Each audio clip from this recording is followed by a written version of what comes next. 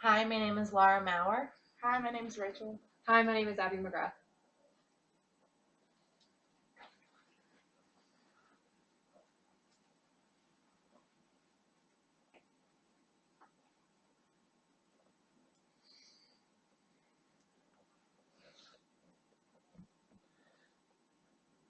We've all seen somebody swing a baseball bat, but we all know how difficult it really is? Do we know how much practice it takes? Do we know the science behind it?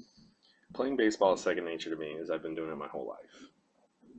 I didn't realize that many haven't until I was 18 and coached a baseball team where 12 of 13 kids had never played before.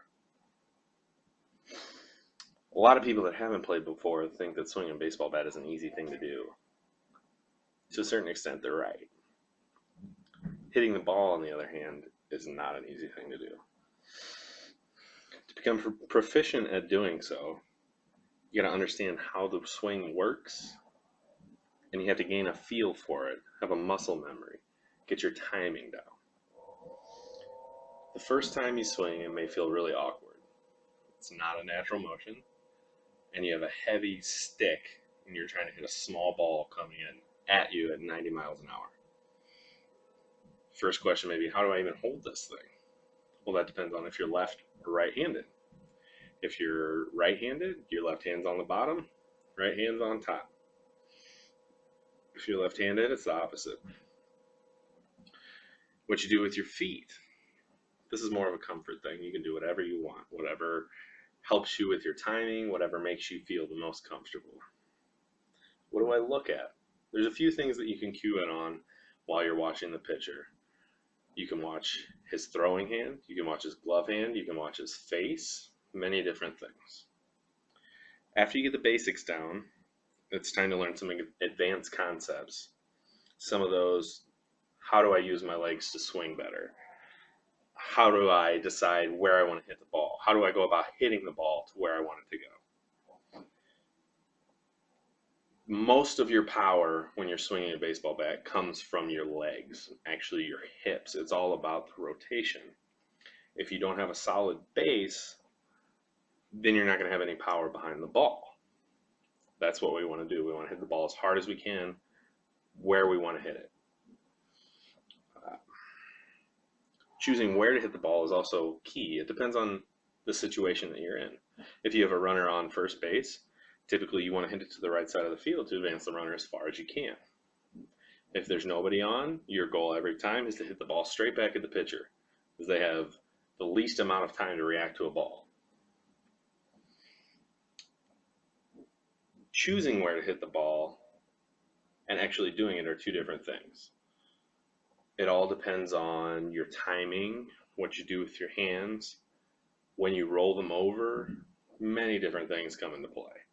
The biggest thing that you need to remember is that if you're trying to go to the opposite field, you want to drag your hands through the zone. And if you want to pull the ball, you want to roll them through the zone. It takes a lot of practice, a lot of batting cage time, and it also takes a lot of analysis and depends on what's going on in the game at that particular time. After you've learned all this information, it really does help to know the science behind everything in order to become a great hitter. Many people don't realize that hitting a baseball is one of, if not the hardest thing to do in sports. Think about a pitcher is 60 feet 6 inches away at the professional, college, and high school level. They're throwing a ball at 90 miles an hour, and by the time they release the ball from their hand, they're actually closer to about 56 or 57 feet. A lot of things go into how to swing. You have to analyze what the pitch is, how fast it's coming, if it's going to be a ball or a strike, whether or not you should swing. Other stuff like, does hitting the ball on the sweet spot of the bat really make that big of a difference? Another thing that you don't want to focus on too much is whether or not you're going to see the ball the whole way, because that's not the point. The point is getting your hand-eye coordination to a level to where you can make the bat meet the ball where it's going to be, not where it's at. The average amount of time for a 90-mile-an-hour fastball to reach the plate from 60 feet 6 inches is about 380 thousandths of a second. That's pretty close to the blink of a human eye. In all that time, your brain has to decipher the spin of the ball, the release point of the ball, where it's coming out in the zone, how fast it's going to be. Many baseball players don't actually think about this. It's all instinctual to them, and it comes from years of practice. Putting the bat where you want it is putting the bat where the ball is going to be, so that you hit the sweet spot.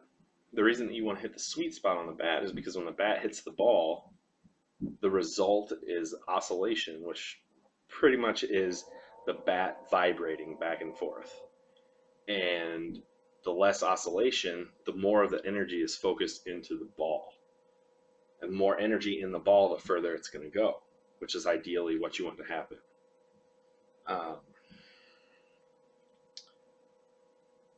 Some things not to worry about are whether or not you can see the ball the whole way, because science has proven many times that you just can't.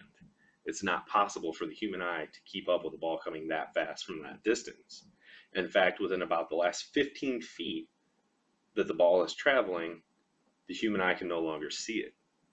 So going back to putting the bat where you think the ball is going to end up is key, and that's all about hand-eye coordination, and that takes years and years of practice. After hearing all the information, do you think you could hit a ball? Go step into a batting cage and try and hit a ball that's coming at you at 70 miles an hour. If you can do that, try 80 or 90. It's not as easy as many people think. The reason it's so hard to hit the baseball is that there are so many different factors that go into every pitch and every situation. How fast is the wind blowing? How hard is the pitcher throwing? How tired is the pitcher? How tired are you? How fast can you swing the bat? One minor deviation in any of these things, something as simple as a scratch on the ball, can change the entire complexion of the game. So next time you see somebody that enjoys playing baseball and have practiced really hard to get as good as they are, don't make fun of them for wasting their time. See if you can do it instead.